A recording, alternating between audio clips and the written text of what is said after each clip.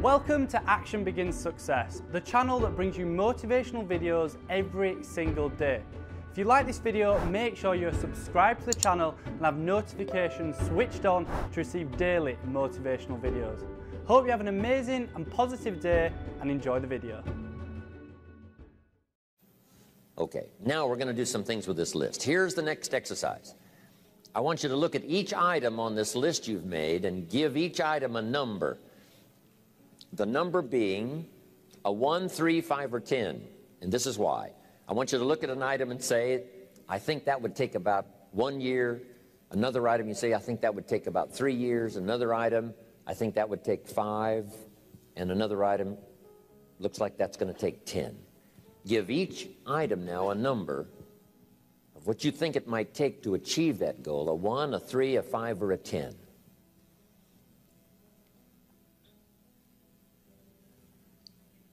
Just somewhere close, doesn't have to be exact. That's about a 1, that's about a 3-year goal, that's about a 5-year goal, that's about a 10-year goal.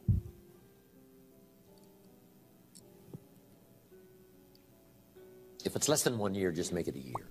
If it's more than 10, just make it 10. 10 plus. Just approximate, 1, 3, 5, 10.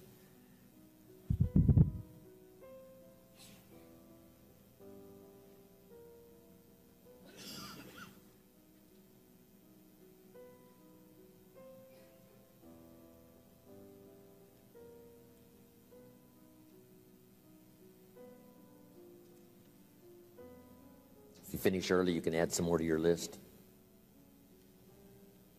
Running a marathon.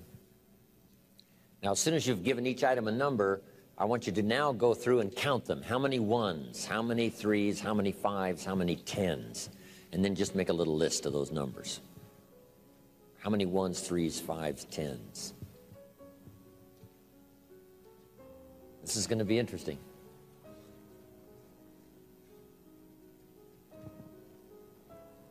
Now, I'd like to have a woman and a man volunteer to give me your tabulator list. How many 1s, 3s, 5s, and 10s? Right out here in the center somewhere. Yes, sir. Would you stand up and give me your numbers? How many 1s? How many 3s? 12 3s. 17 5s. Thank you very much. Now, that's a bit unusual. How many of you had no 10-year goals? Okay, quite a few, right? Isn't that interesting? Here's what that means. You're not thinking out that far. You're thinking more short-term than long-term. So the number you had, what was it again on 10-year goals? 14. See, that's... If someone had 0, someone had 14, that's a lot of difference in thinking long range. So that's all that's for, is just to help you to think more long range. Now, I need a woman to give me a list. Yes, ma'am. How many 1s? What is it? 23. Wow, that's pretty good. How many 1s did you have, sir? 7. Isn't that interesting? Okay, 3s, how many 3s? 16 3s, 5s, 7, and 10s. 10 10s. Wow, you've been busy. Okay. She's done this workshop before, so she knew what was coming. See, that's pretty good. But now you get what I'm talking about? No 10-year goals means you're not thinking out quite that far. And it wouldn't hurt, you know, within the next year to start stretching on out there, 10, 15, 20 years away, what you'd like to be accomplishing and what you'd like to have when that time frame finally rolls around. Okay. Now, make these notes. When you've accomplished some goals, you need some more to accomplish.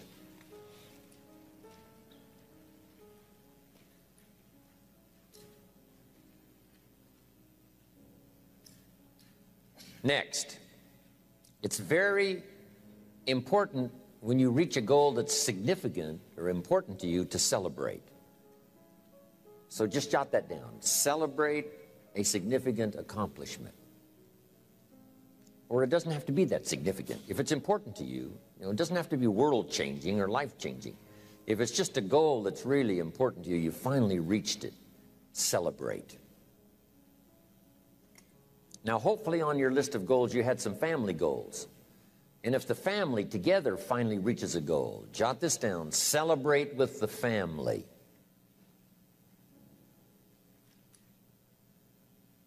And if you're checking it off, let each member of the family put their check mark on this goal, because the whole family worked on this one. Now, here's what this will do. It will help each member of your family to make a longer list of goals. Wow, if we can accomplish this, think of what else we could do.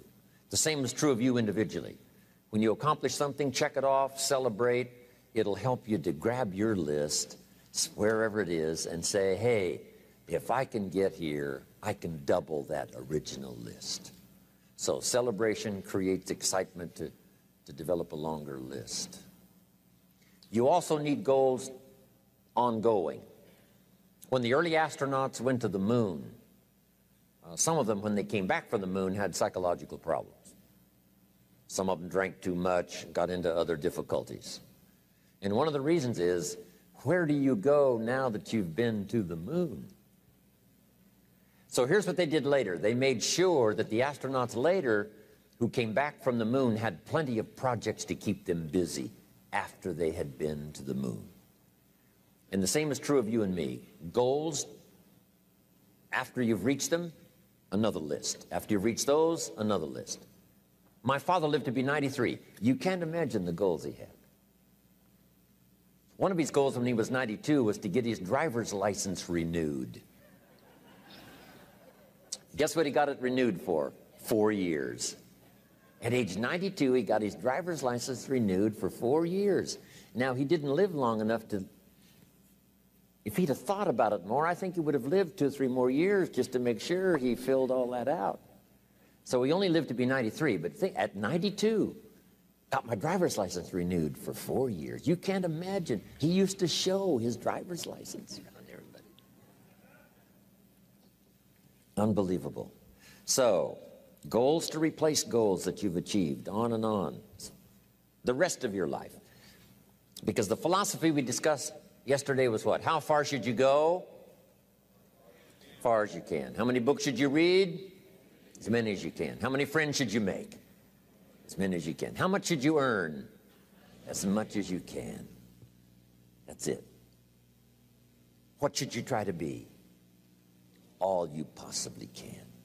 And that's the purpose of this exercise, is just to stretch you, get you to think, get you to wonder, get you to ponder. I wonder what might be possible. If I could get everything I wanted, what would that be? Now, here's the next exercise. Okay, jot down the question. On your list of one-year goals, which are the 4 most important? Of your one-year goals, which are the 4 most important? So now I want you to go back over your one-year goals and pick out the 4 most important. If you've only got 4 now, this is an easy exercise. But you might add some more to your one-year list if you haven't got enough. And then pick out the 4 most important. This is what turned me on at age 25. Goals for accomplishment and personal progress. Once the fires were lit for me, I'm telling you, they have never gone out. Since I was 25 years old, no one has ever said to me, when are you going to get going? When are you going to get off the couch? When are you going to get off the dime? I've never heard that since I was 25 and got all this taken care of. Wow. Here's what I've heard since I was 25. When are you going to slow down? You can't visit that many countries. You're going to have a heart attack and die. Amazing. By the way, you might stop and jot these notes down. Here's two excellent questions to jot down. And this is for mature people now, because these are kind of tough questions, especially one. Here's the first question. What's got you turned on? That's a good list to make. Here's what's got me turned on. Here's what's got me up early, staying up late. maximizing my abilities all day long. Here's the list of what's got me turned on. Now here's the next question. What's got you turned off? How come you don't have the zest and the vitality and the appetite for daily accomplishment? I started making a list of the things that had me turned off. And once I got that settled, and then started making a list of what had me turned on and what would turn me on in the future, I'm telling you, my life has never been the same. It was like a revolution, a personal revolution, a 180-degree turn. Wow. I can't say it strong enough. It's easy to get lazy in designing the day and designing the year and designing the future and designing what you want to accomplish and just cross your fingers and hope it'll all work out, that the favorable winds will blow it all your way. I'm telling you, it's not going to happen. So this is the part of the exercise. It's just, buckling down, making this list. And you got to continue this long after we've, turned out the lights and we've all gone home. Keep this up.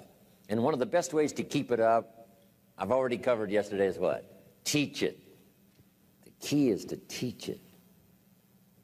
Jan was right. You don't need recognition. Just go give everybody you can think of that deserves it recognition. And your own self-satisfaction is recognition enough. If they never put a crown on your head, who cares? Okay, the 4 most important one-year goals. Have you got those identified?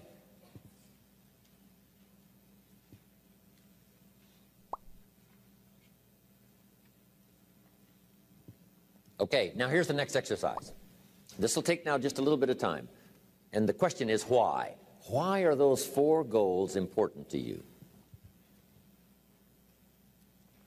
Because the why is very important. And I'm going to give you some notes on that a little bit later. So just start a little paragraph. Why those 4 goals are important to you. A couple of more minutes for this one. And then we'll put a little star there that says continue this later. Then I have some more notes for you to take. A couple more minutes. Why? This is a good question to ask kids. Kids said, here's what I'd like to have. And you say, why is that? And if they can start describing the why. So now make these notes. Put a little star there now. And that star means that, you can add to it later. So make these notes now. Here's the first one. When the why gets stronger, the how gets easier.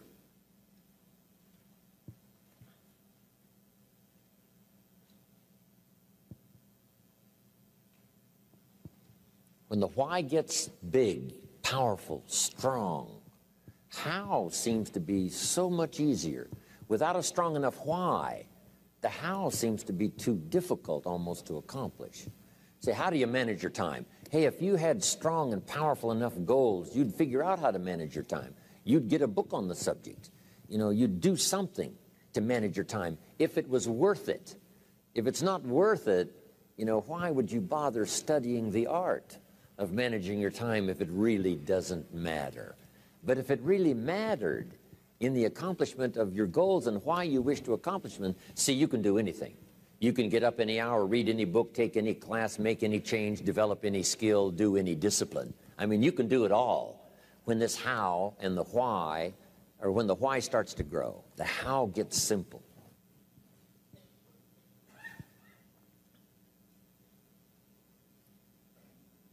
Excellent question to ask children. Why? What for? Little note. Maybe one of your goals was to have $1 million home on the hill overlooking Snake River Valley. Okay. That'd be a good goal. $1 million home. Here's the next question. What for? What for? I mean, a house is a house is a house with bricks and wood and walls and roof. The key, yes, $1 million home, that'd be wonderful, but what for? So now jot this down. Purpose is stronger than object. The object would be the house, and that'll pull. That's a worthy goal to go for, the object of the house. But here's a stronger goal, the purpose for the $1 million home. You say, well, it'll be the centerpiece of all the family's activity with all kinds of unique people coming and going and the influence and things will be happening in this place. See, now we're getting somewhere. So if you got that line, it's one of my best for the whole day. Purpose is stronger than object. It's okay to have plenty of objects to go for on your goal list.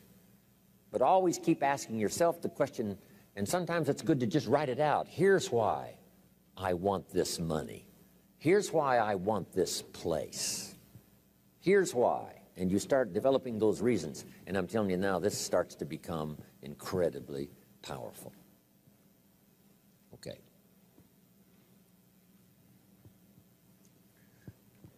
Now here's some more notes. Some of your goals should be personal development. The person you wish to become.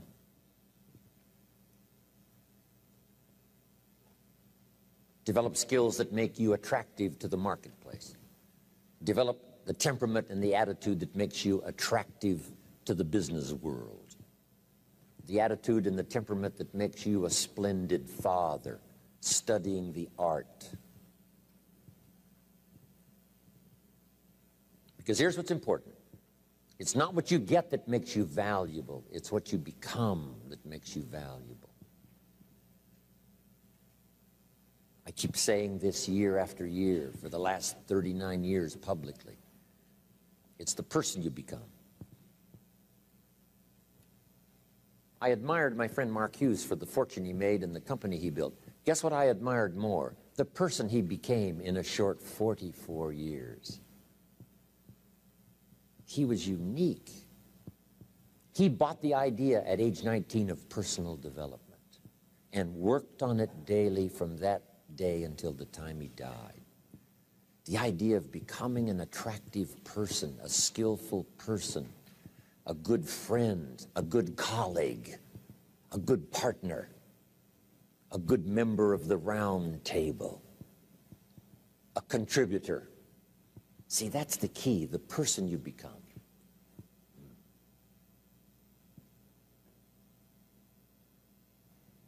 Okay, now here's the next exercise. Isn't this good stuff? I mean, I'm telling you, this stuff changed my life, altered the course of my life. From milking cows to sitting on this stool. Incredible. What a journey. And part of the explosive stimulation started when I met Earl Schoaf, and he asked me, have you got a list of goals? And I said, no. And he said, then I can guess your bank balance. I thought, whoa. I immediately started studying the art. And the art and the accomplishments of it helped to change my life and qualified me to come and speak to you today. Right? You got to be qualified, right? Invite 1,000 people to come, hear what you've got to say. It's unbelievable. But all of this journey, happened for me. Now, here's the next exercise.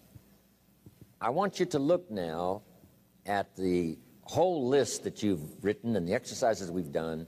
Now I want you to answer this question. What kind of person must I become to achieve all I want? And I'll give you time to write that down now. What kind of person must I become to achieve all I want? Now we've got two things working.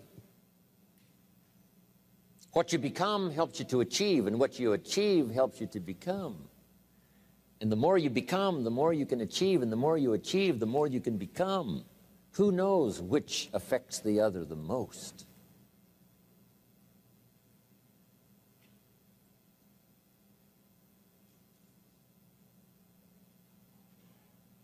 So now just write this exercise. Start with a few sentences. We won't have time for you to, take a lot of time, but just start with a few sentences. Your concept of the person you think you must become to achieve what you want. This is time for a little truth here. Maybe you need to become much wiser than you are at the moment. You need to become stronger. You need to have better health. Maybe you need a little coaching to really become the person I want to become. I'm going to have some coaching. Physical coaching, spiritual coaching, developing skills coaching. To be the influence you want to be, you got to build an incredible reputation. What kind of person must I be to attract all that I want in my life and the people that I want and the opportunities that I want? When you knock on the door and opportunity opens, you must stand there as a very attractive person, or you may not be invited in.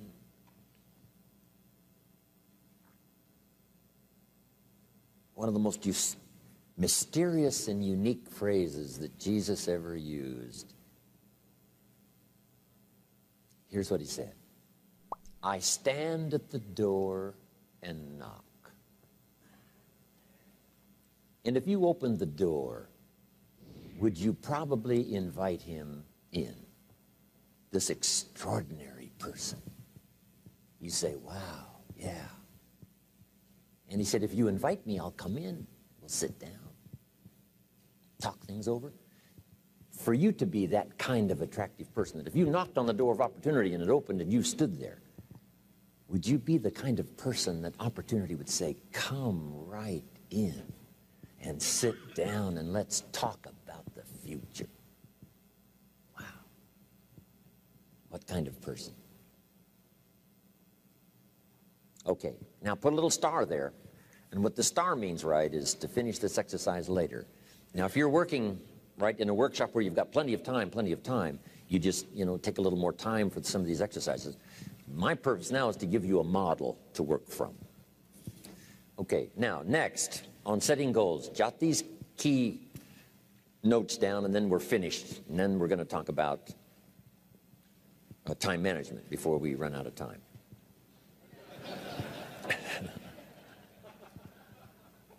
Guy says, I was going to cover procrastination today, but I've decided to put it off until tomorrow, right? Okay. Make these notes. The key is to put everything on your list. Now, the key is to take it out of your head and put it on paper. You can dream about what you want, but when you start committing it to paper, now it more formalizes. Information now starts to make a composite of an idea. And ideas can turn into hotels. Ideas can turn into enterprises. Ideas can turn into a fabulous career. We need the information. We need the stimulation. But then you'll learn now later to start putting everything on your list. Now, jot this down. It's very important, if something's not that important to you, to take it off your list.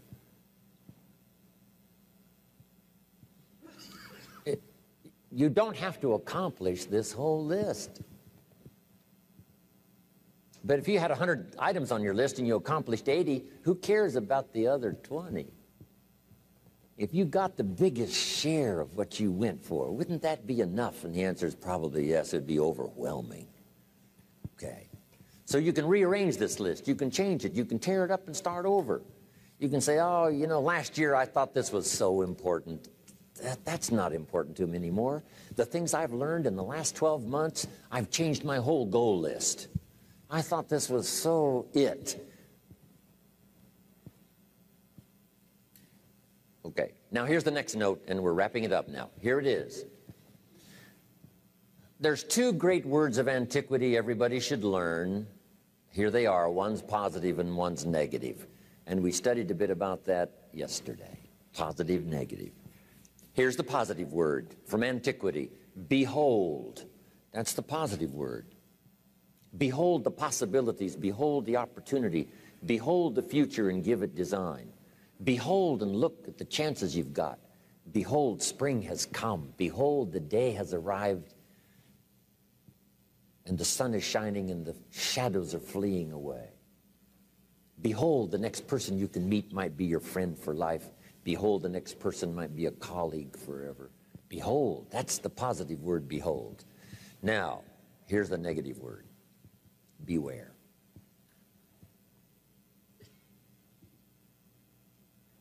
And now I want to give you a sentence to jot down that's very valuable for this weekend session. Here's what it is. Beware of what you become in pursuit of what you want. Beware.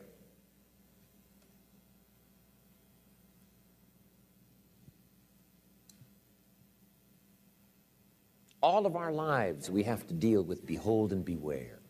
When a kid goes to school, it's behold the opportunity and beware the dangers. Behold and beware.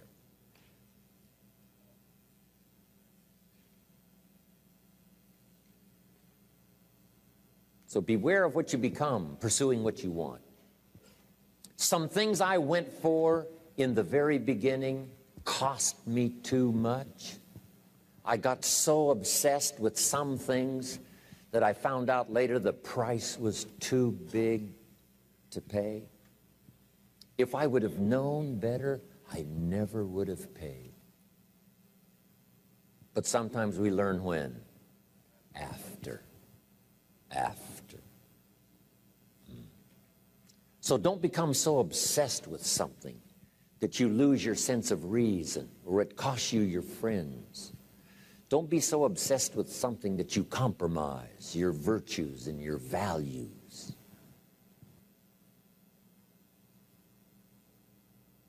The story says Judas got the money. You say, well, that's a success story. No. It's true, 30 pieces of silver was a sizable sum of money, but it was not a success story. His name was Judas. Doesn't that ring a bell? It makes all the difference in the world. Judas got the money. Here's something interesting about the story of Judas. After he got the money, he was unhappy. Someone says, well, if you had a fortune in your hand, why would you be unhappy? And here's the key. He was not unhappy with the money. He was unhappy with himself.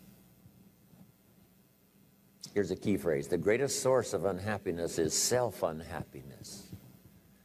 It's not from outside the things that make us unhappy. The greatest devastating unhappiness is to be unhappy with yourself. Now, a mild form of unhappiness is constructive. The desperate form of unhappiness is destructive. It's like worry. We should all worry a little, but not let it destroy our lives. If you're in New York about to step off the curb in downtown Manhattan and the yellow taxi's coming, best you worry enough to get your feet back up on the curb lest you get yourself wiped out. So it's called caution, but not undue caution. It's called fear and worry, but not the worry that kills you, not the worry that destroys you. It's like hate. You know, you don't need to hate your job. Save your hate for the important things like evil, like the weeds that attack your garden, like the diabolical ideas that try to entice your children. Right? You don't need to hate everything. I hate this, I hate that. That's the misuse of your hate. Save it for the things we really must hate. But this is so important now to beware. Judas was so unhappy, he tried to take the money back. They said, heck with you, we got what we wanted, you got what you wanted out. They threw him out with his money. Now he becomes so desperate, he goes out and hangs himself for what he did. He became a traitor. So that's the caution now. If Judas could speak back to us in any kind of clear language, here's what he might say. Beware of what you become in pursuit of what you want. Don't sell out. It's not worth it. Okay. And now here's the last note. If you'll start this glorious journey of being meticulous, deliberate, and hardworking about setting your goals for the day, setting your goals for the month and the year, setting your goals for your family and yourself and your business and your colleagues, start thinking forward. Here's what you will become: a major contributor, not only to yourself, but a major contributor to others. And that's exactly what you want. Thanks for watching this Jim Rohn motivational video. Down in the description I have listed my top 5 self-improvement books, so make sure to check them out. It means the absolute world to me if you could hit the like button on this video, and if you have any questions or comments, drop them just down below. If you want to see our most recent video, click here, or for a totally random video, click here. Once again, thanks for watching, and I will see you in the next one.